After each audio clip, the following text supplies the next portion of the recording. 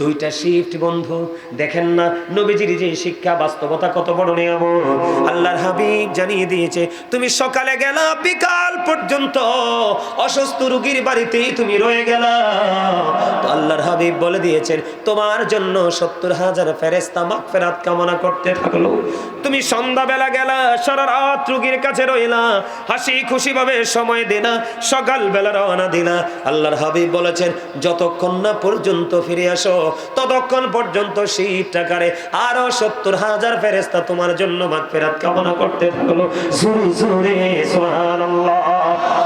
আল্লাহ রাসূল আরো বলেছেন যখন তোমরা অসুস্থ মানুষ দেখতে যাও, ওখানে গিয়ে তোমরা অসুস্থ রোগীর কাছে দোয়া চাইও, কারণ তিনি তো সাফার করতেছে, ঠিক কিনা বলেন?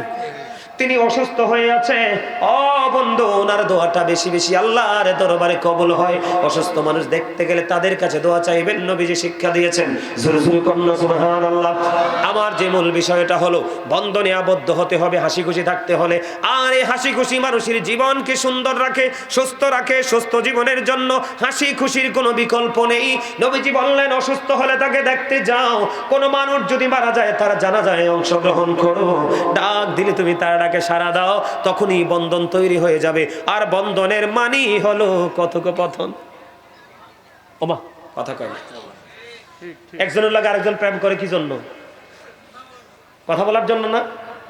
আপনার দুঃখ আমার সাথে শেয়ার করবেন, আমার দুঃখ আপনার সাথে শেয়ার করব, এটাই তো প্রেমের বাস্তবতা, ঠিক কিনা বলেন? আপনাকে গালি দিয়েছে, বকা দিয়েছে, জীবনকে সুন্দর করতে হলে, সুস্থ করতে হলে বন্ধু আরেকটা কাজ করতে হবে। আল্লাহ বলেছেন ইন্নাল্লাহা মা'আস সাবিরিন, আল্লাহ রাব্বুল আলামিন ধৈর্যশীলদের সাথেই আসে।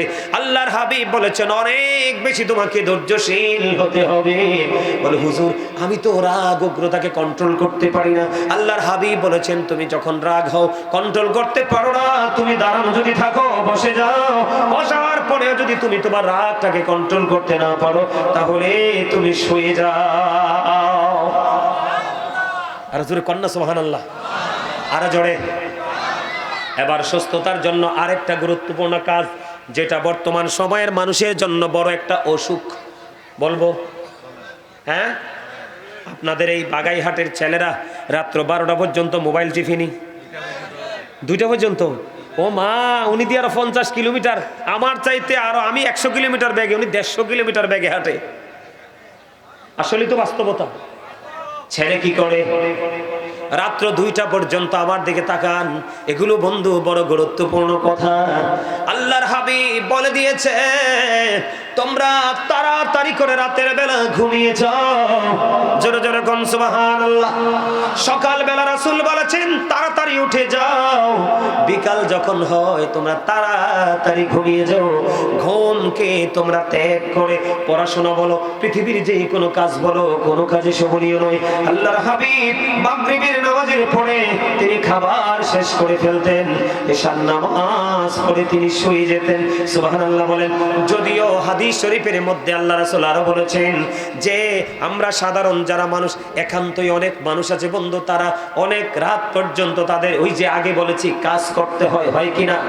কিন্তু একই সাথে সে অর্থনৈতিক যে চাকা, এটাকেও চাঙ্গা রাখার জন্য কাজ করতেছে, একই সাথে তিনি নামাজও ছাড়তে রাজি না।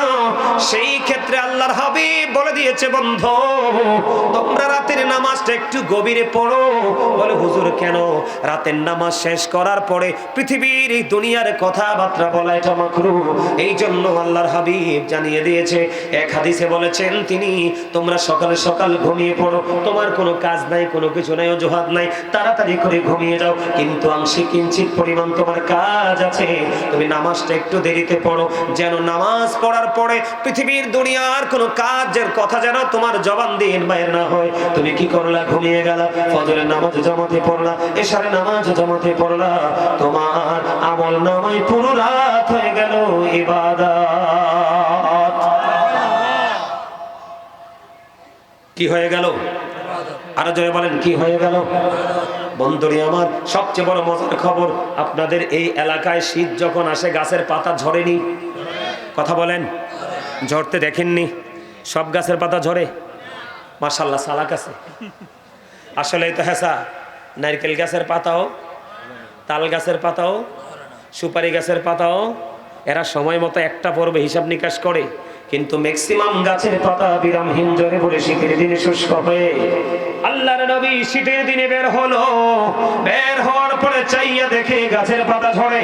নবীজি গাছের ডাল ধরে ফেললেন, গাছের ডাল ধরে বন্ধু হযরতে আবু যর রাদিয়াল্লাহু তাআলা আনহুকে একটা ডাক দিলেন। আবু যর উত্তর দিলেন, লাব্বাইকা ইয়া রাসূলুল্লাহ। আমার নবীজি বললেন, রে আবু যর, ওই গাছের দিকে তাকায় দেখো, শীতের কারণে গাছের পাতাগুলো শুষ্ক হয়ে ঝরে ঝরে পড়ে।